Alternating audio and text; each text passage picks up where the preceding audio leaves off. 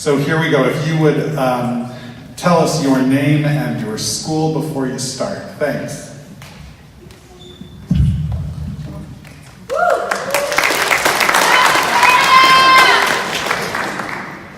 Hi, my name is Victoria Barrios. I'm a senior at Westlake High School. I am an activist, art curator, intersectional feminist, and I have depression, which is sometimes difficult to navigate, but overall does not lessen my worth as a person. Oftentimes when we talk about gun violence, mental health gets brought up, but not in a way that is healthy or helpful to people who are suffering from mental illness. Oftentimes, our brief mention does more to stigmatize people who we are claiming to help. One of the hardest things to do as a person struggling with mental illness is to ask for help from teachers or administration. It was so debilitating to come back to school after the Parkland shooting and have teachers in every class be forced to give a presentation about not only what to do if there's a shooter on campus, but how to look out for anyone who seems like they are especially struggling. All of a sudden, there was this attempt to get us to scope out the people with poor mental health as if they were the next school shooter, which made me hesitant to ask my teachers for help because I felt like I was giving them red flags that I was dangerous or even comparable to these immoral killers. The misconception is that mentally ill people lack morals and do not care for human life, but as someone who struggles with depression and knows people with depression, anxiety, PTSD, eating disorders, and more, I know that people with mental illnesses love life more than perfectly healthy people.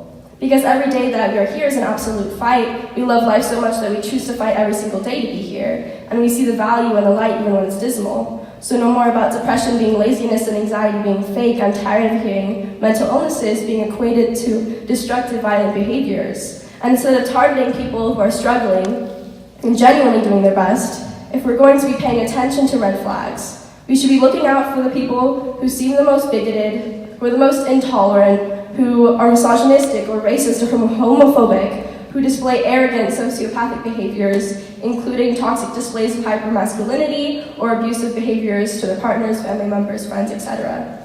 As the American Psychiatric Association stated, gun restriction laws focusing on people with mental illness perpetuate the myth that mental illness leads to violence, as well as the misperception that gun violence and mental illness are strongly linked. Stigma presents a major barrier to access and treatment of mental illness, which in turn increases the public health burden. And so fittingly, my question is about both changing legislation and ideas.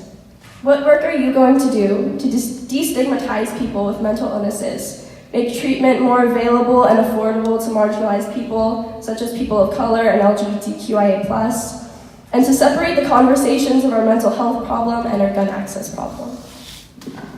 Thank you for that question.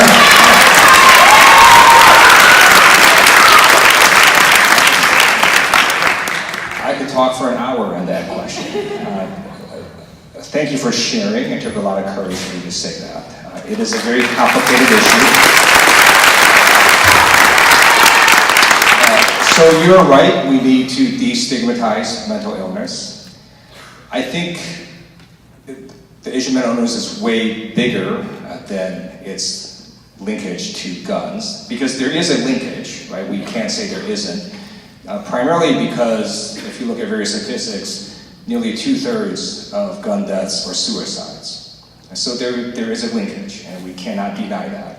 It's just how do you address it in a way that makes it so that people who want to seek help are able to seek help or are not stigmatized.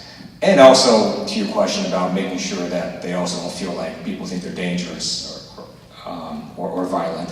But again, there is a very troubling linkage that I don't think we actually talk enough about, which is most gun deaths or suicides. Because if you give someone the ability to kill themselves very easily, more people will do that. And that's just a fact, and I think we have to address that. Now, in terms of mental health in general, when I was in the state legislature, I supported increased mental health funding. I completely believe we vastly underfund mental health. I'm glad that we also now see public campaigns to destigmatize it. So growing up in Cleveland, Cleveland sports were imprinted on me as a young kid, so I'm sort of stuck to Cleveland sports teams. As a result, I've been watching the NBA Cleveland Cavaliers, and if you watch those games, you'll see commercials come up with one of our stars, Kevin Love, talking about mental illness, which is pretty remarkable, right? You know, an NBA star trying to destigmatize this. I think that's a good thing, and I think we have to do more to try to destigmatize mental illness in general. But there is a link with guns, and we have to find a way to talk about it better. So let me think about what you said. It is powerful what you said. I hadn't quite thought about it in the exact way that you said it, so thank you for sharing.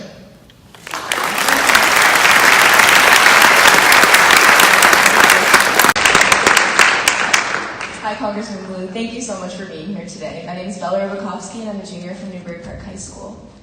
Last week, we had a lockdown drill at our school. However, we were not told that this was a drill. In fact, many teachers did not even know that it was a drill. So when our principal came on the PA system and announced that we had a code red situation, we weren't just practicing protocol, we were terrified. I sunk underneath my desk and I quickly texted my family group chat that I love them, and I put my phone away and my head down. I was shaking, I was scared, I was waiting for the gunshots to go off, and all I could think was, I can't believe that my school is next to me on the news. As a student who has faced a lot of backlash from her administration on campus trying to advocate for student activism, I was enraged by the situation because they wouldn't allow me to fight for gun control, but they would rather teach me how to be a sitting duck.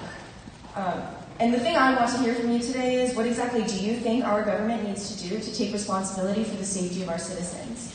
It can't be up to us to lock our doors and wait. Something needs to change, and I want to know what you plan to prioritize and fight for. Thanks for your question.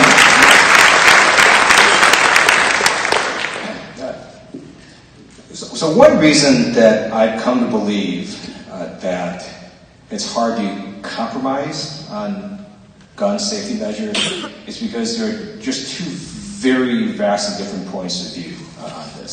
So one point of view is, if you gave everybody a gun, society would be safer. That is what the NRA believes. That is what many of my Republican colleagues believe. I've talked to many of my Republican colleagues about this. I believe they sincerely hold that view. I don't think they're making it up. I think that is how they view the world. I think it's wrong, right? My view is we'd be safer if less people had access to guns, especially weapons of war like assault rifles.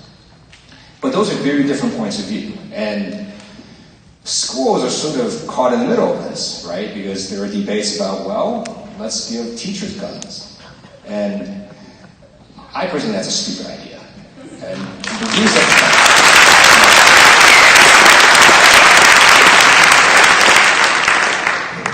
I have 2 marksmanship awards from the Air Force. And I've shot guns, I know what they do, I'm not scared of them. I'm also very aware of how powerful they are. But before the military would let me shoot that gun, they taught me what it does. They had me take it apart. They had me clean it. They had me put it back together. They gave me all sorts of training before I was able to fire a single bullet.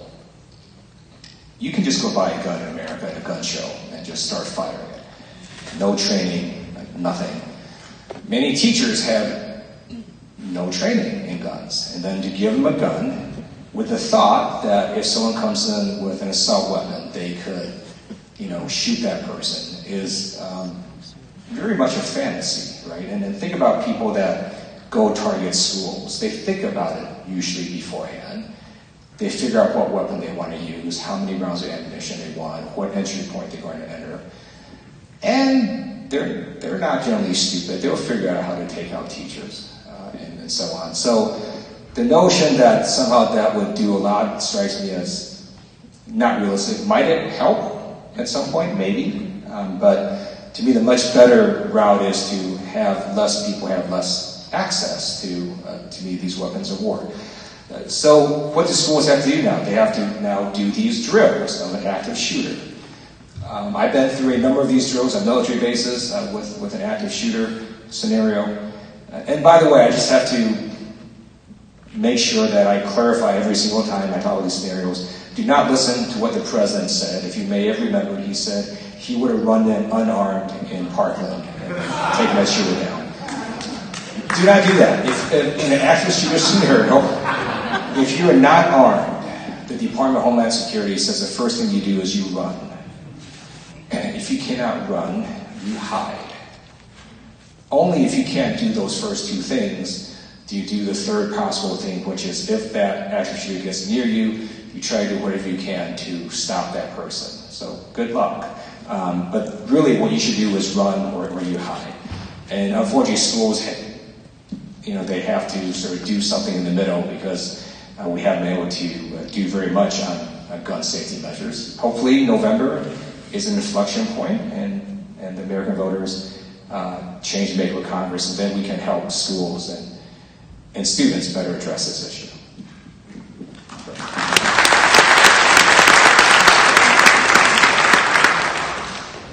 How's it going? It's good. Yeah, so thank you for coming out. I got a lot of questions, but I kind of assumed I was supposed to ask about something related to gun control, so this is what I got for you. So basically, as you know, You can ask any question you want. I'm Sam Church from Newbury Park High School.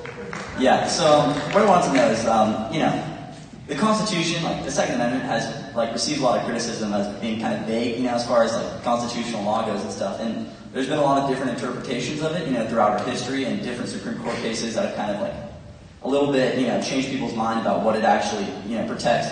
And it seems like the mainstream belief now has kind of become that it protects, in most ways, an individual right to bear arms. But there's been times in our history where it was more, considered that it was just, they have the right to bear arms in order to maintain a militia, and that's kind of more of a collective thing than an individual thing.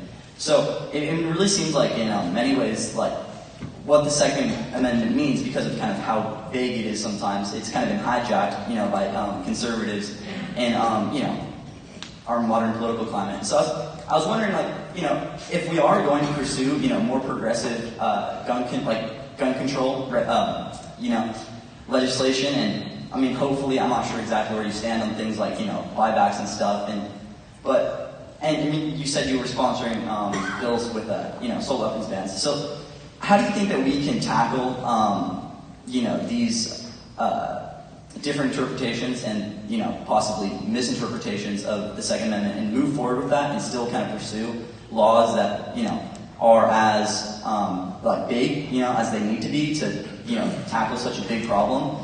How do you think that we can respond to that and, work through those misconceptions and still, make big changes? So, I mean, if that makes sense. No, thank you.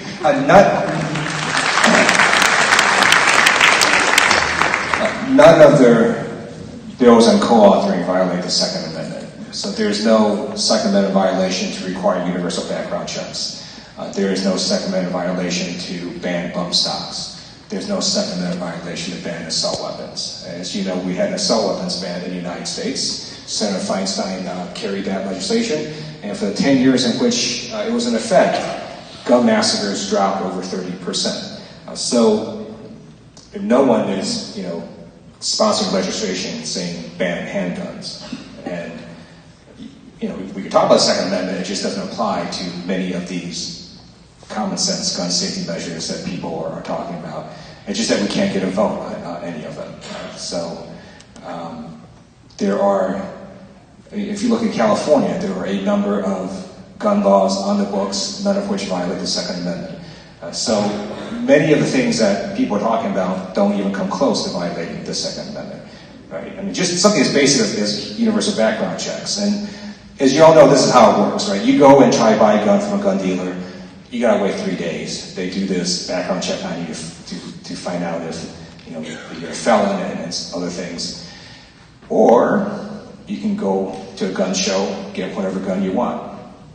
Does that make any sense to you? Right? It completely guts the entire background checks law. So universal background checks will say, no. If you're going to sell guns at a gun show, you got to do exactly the same thing that a gun dealer has. That doesn't violate the Second Amendment. So there's so many things we can do that don't violate the Second Amendment, but we can't even get a debate or vote on it, unless we change Congress this November.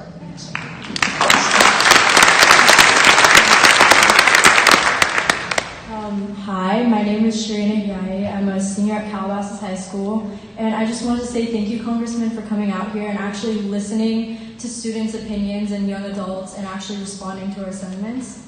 So my question for you, this past week the NRA banned guns at one of their events in Dallas for safety reasons, obviously to protect Vice President Pence. But if they're trying to protect the life of one man, what makes it right to allow guns in other places where a million other people can be harmed? So my question is, do you think that the NRA stands for what they believe? Do you think that the NRA stands for what they believe in?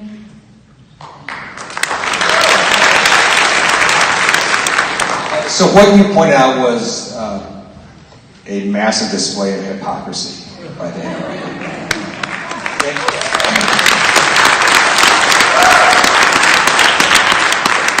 But it also does sort of show you how their argument breaks down, right? Because, under their argument, right, if everyone had a gun at an airport, airports would be safer. But I don't think the American public would actually support that. It also would mean, right, that you've got to arm people everywhere, right? Churches are pretty soft targets, so we're going to give priests guns. Right, Little League games are really pretty soft targets, so we're going to give umpires guns, right? So if you actually took the NRA's argument to its logical conclusion, it doesn't make a lot of sense. But that is what their position is, and thank you for pointing out that hypocrisy.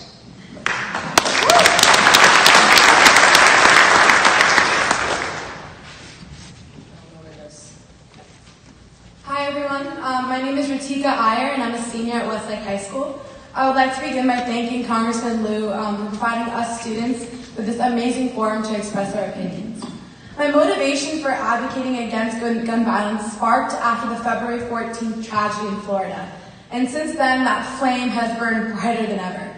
I helped organize the March 14th walkout and demonstration on April 20th at Westlake High School. Both events were very impactful, and I wouldn't say strongly supported by the administration, but somewhat. However, what really resonated me with the student population were the shooting threats identified on our own campus. About 2 weeks prior to the March 14th walkout, a student found a message on a bathroom stall, 4 girls, 4 guys, 9 guns on Friday.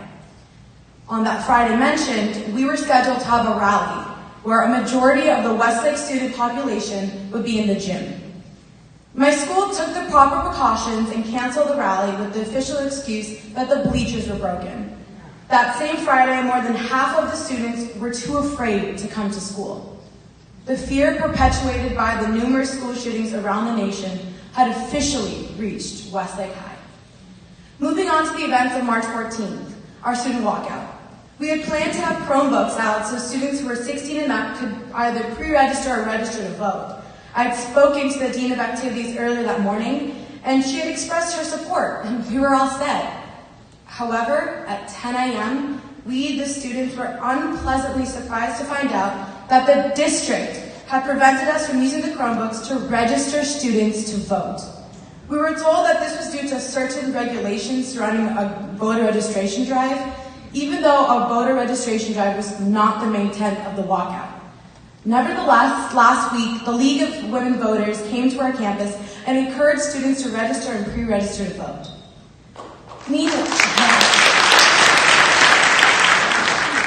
Meanwhile, the day after that walkout, the exact same message was found at the bathroom stall. 4 girls, 4 guys, 9 guns this Friday. But this time, it was accompanied with another message on the walkway down from the student parking lot. It read, "White Power."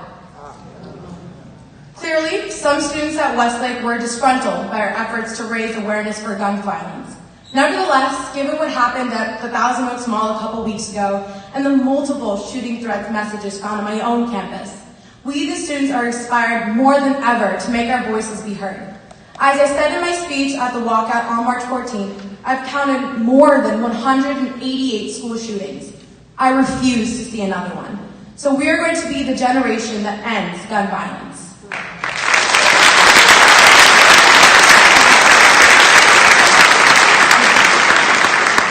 As for my question, although a significant portion of our country supports stricter gun laws, we have the hardest time passing gun control legislation. Is this due to the entrenched gun culture in this country? And if so, how do we change it? Thank you for your activism and for your question. If there was one thing I could do if I was king for a day, I would get rid of Citizens United and change our campaign program.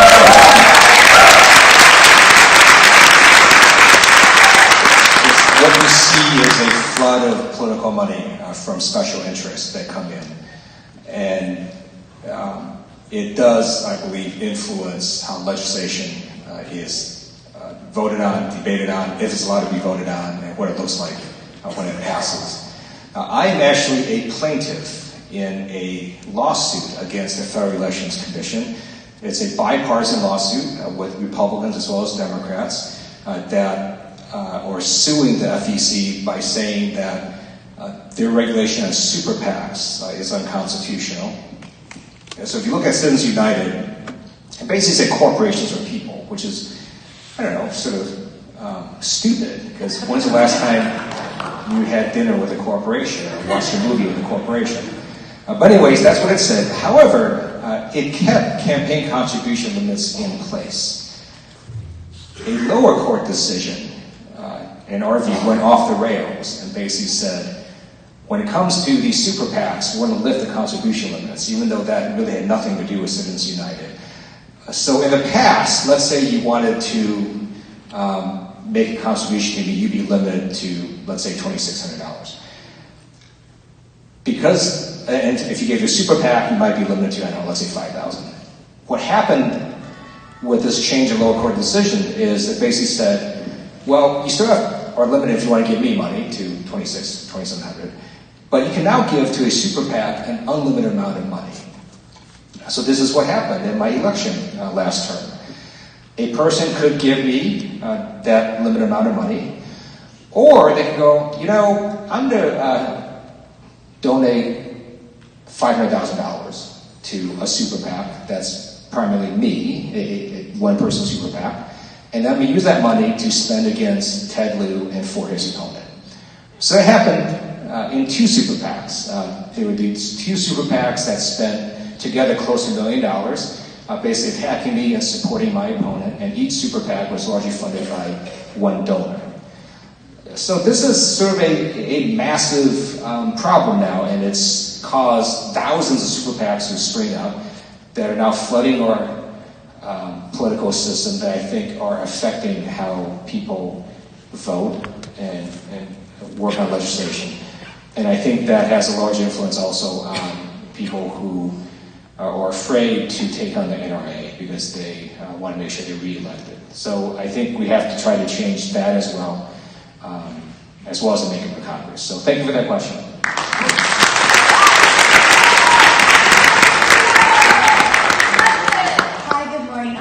Thompson. I'm a senior at Malibu High School, and for the past 3 years, I've been in charge of running 2 of our political clubs on campus, as well as organizing multiple marches and rallies with the support of our student body.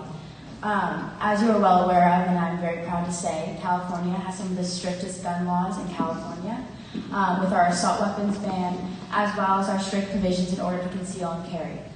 Is there any law you would like, a California law, you would like to see enacted at a federal level to ensure the protection of all American citizens? Thank you for that question. When I was in the California State Legislature, I voted for pretty much every gun safety measure that came before me. The problem is, right, California is not a state unto itself. It's bordered by other states and so on. And what affects California is people who go to states that have much looser gun safety measures, and then they can bring those guns in California, for example, if they want. And if you look at the one thing the House of Representatives has done, right? So after all these mass shootings, and by the way, since I've only been in Congress 2 terms, I've been to over 20 moments of silence on the House floor for gun violence. 21st came, and I walked out of it because I said, I'm not going to do this again. My view is having these moments of silence basically makes a bunch of folks in the House of Representatives feel better, and then we do nothing on gun safety. So I walked out of that one, but the one thing that the House of Representatives has done is they actually passed a bill out of the floor that I opposed that would have made it easier. That actually makes it easier if it became law. It's right now in the Senate, to let people carry concealed weapons. And basically what it says is California will have to honor any concealed weapons permit from any state. So you could have a state, let's just say Alabama, that lets, a 16-year-old carry a concealed weapon and has no checks, nothing. And then California would have to honor that. So that's a problem. And hopefully that doesn't become law, but that's what goes back to what I was saying earlier, which is there are just two radically very different views in Congress on gun safety. One view is we give everybody a gun, everybody a concealed weapon, we're all safer. I think that's wrong. And then there is sort of our view, which is no, let's actually have some reasonable gun safety measures. So that's where we are. Thank you. My name is Kenia Mohabi. I'm actually a huge fan of yours ever since your Chelsea Handler interview. I'm a senior at Oak Park High School. I organized the walkout at Oak Park High School as well as the voter registration clinics that we've had in the days following the walkout. Activism is a big part of my life. I listen to Pod Save America instead of music, and I go canvassing with my mom on the weekends. Although gun violence hasn't affected me directly, it's been something I've witnessed affect those around me. I, as well as the rest of the Iranian community, was deeply affected by the shooting of Parisa Siddiqui at the Thousand Oaks Mall. The Iranian American community in the Conejo Valley area is already very small, and it felt so much smaller without her. Parisa's passing was caused by domestic abuse carried out by gun violence, something I feel we don't discuss enough. There are many things having to do with gun violence that I feel we don't discuss enough and that we don't touch upon because it doesn't hold media attention, which brings me to my question. Your district covers a large part of Los Angeles and the Valley, meaning it's home to many people of color. As you know, gun violence has affected the communities of people of color for many years, and only now has the issue of gun violence held the media spotlight because people of greater privilege, namely white people, have been affected by it. Ignoring the issues and plight of people of color or making it seem like their injustices aren't systemic is cruel and wrong. What are you doing as a leader and representative of our community to make sure that people of color are given a seat at the table in conversations such as these?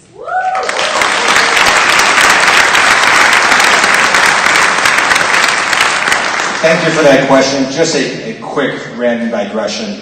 One of my favorite dishes of any cuisine is the Persian dish fesanchan. So just want to let you know that. Hard to get sort of where I live, but it's this walnut pomegranate stew that's really quite good. All right, so on your question, you're right. There is a disparate impact on communities of color in terms of gun violence. And so I represent amazing communities in my district, but you're not going to see a lot of gun massacres in Beverly Hills. And you're absolutely right.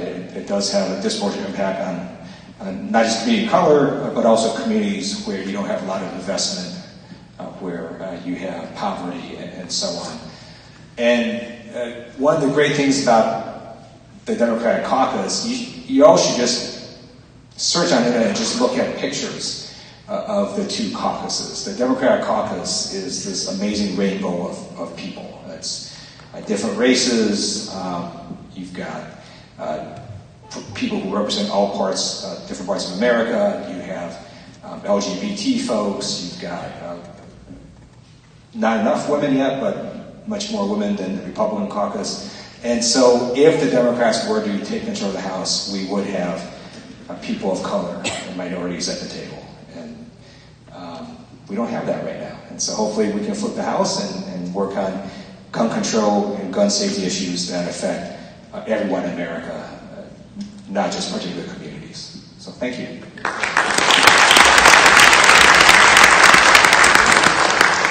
Hi everyone, my name is Tyler Freeman. I'm a junior here at Agora. I just want to thank the congressman, the senator, and all of the city and school representatives who have came out and made this event possible. Yeah, you can clap for that. It's pretty good. So, as you know, here in California, Proposition 63 has made ammunition less easily accessible, requiring new background checks before purchases and banning large capacity magazines. Do you think that such an ammunition restriction would be possible or effective at the federal level? Perhaps a way of getting around the Second Amendment argument when it comes to the guns themselves. Thanks for that question. Not now. As you know, California is, sort of 20 years ahead of the rest of the world. I think eventually, hopefully, the rest of America will catch up. But there's so much low-hanging fruit we can do right now. Universal background checks supported by about 90% of the American people. We can't even get a debate on that or a vote. So I think there's so many things we can do that are possible. I support that. It's just I don't think it's going to be possible at the federal level for a while. But my view of politics, right, is that everything is impossible until it happens. So if 15 years ago I would have come to you and say, hey, want to have gay marriage in all 50 states, you'd think I was probably crazy, but we have that now. And so you never know, right? So you just keep pushing, and eventually you never know when the American public goes, okay, we've had enough. We're gonna be with you. So thank you. Hi, my name is Gianna Dahlman, and I'm a senior at Calabasas High School. Oh, sorry. I want to firstly thank you for being here. Obviously, we all really appreciate it. And I secondly want to thank you for acknowledging at the beginning your support of the free press. My parents are both journalists, so that means a lot to me. Just wanted to say thank you for that. So my question is, this past Wednesday, all over the country, students held pro-gun rallies at their schools. They had their rallies for 16 minutes, which is just 1 minute less than the March 14th rallies, which were held for 17 minutes in light of the 17 lives that we lost in Parkland on the 14th of February. How do myself and students who side with you on the epidemic of gun violence show that we are on the right side of history and show that we are not going to stop and show that just because they're coming out doesn't mean that we're going to bring strength in our numbers and doesn't mean that we're going to stop? How do we prove that this is our fight and that we're going to win? Thank you. So for those of you who are old enough to do that, you need to vote in November. And some of you may not be able to vote this November, but you can vote in November 2020, so make sure you do that. But part of what Indivisible does and these other groups do is we export your enthusiasm and your energy and your resources to other districts. So I'm going to name some names. There are 7 districts in California where Hillary Clinton won in 2016. 5 of those are in Southern California. So they are Steve Knight's district, the 25th Congressional District, not that far away from you.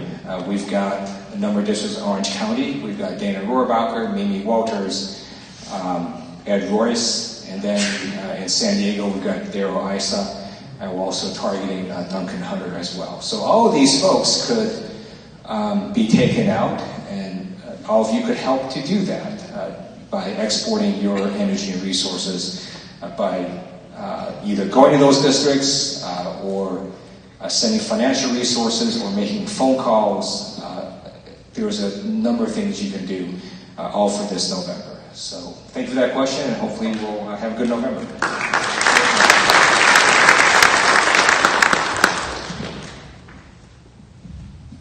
Hi, I'm Claire Daly. I'm a freshman at Calabasas High School. As a student at Calabasas, we're very fortunate to have students and faculty members supporting our cause and letting us to have rallies and walkouts and things like that.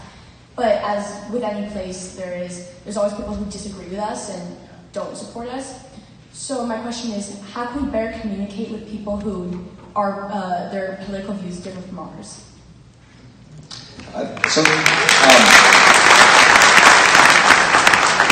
That's a great last question. So let me first say this. I was in Washington, D.C. last week. So I just want to say what a joy it is to stand in front of rational, normal people. So thank you.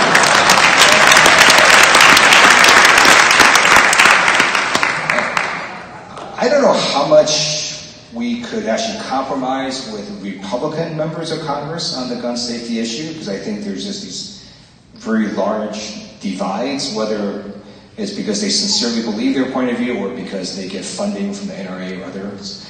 But it doesn't mean that the American people couldn't agree more. And I remember when I spoke at South High School in my hometown, Torrance, during the first walkout, that there were actually they had two groups. One was for students who supported increased gun safety measures, and the other was for students who did not. And I remember watching sort of the students, this was outside, sort of break apart in two different groups, so went to two different areas. I spoke to the area that supported increased gun safety measures. And then after it was done, I watched the students sort of come back together again and walk back in as friends and students, and that was a pretty moving thing to watch. And you could disagree, but you could also come back together and work on other issues. So a lot of it, I think, has to do with sort of how you talk about it. So I tend not to demonize people in terms of challenging sort of their motivation. So even though I disagree with a number of my Republican colleagues on gun safety measures, I don't think they're voting that way because they want more people to die by guns. That's not their motivation. They just have a radically different view of the world. But I think there may be a couple measures where you could get some compromise in terms of getting bipartisan support. So background checks is one of those things. So that's something that I think could be done.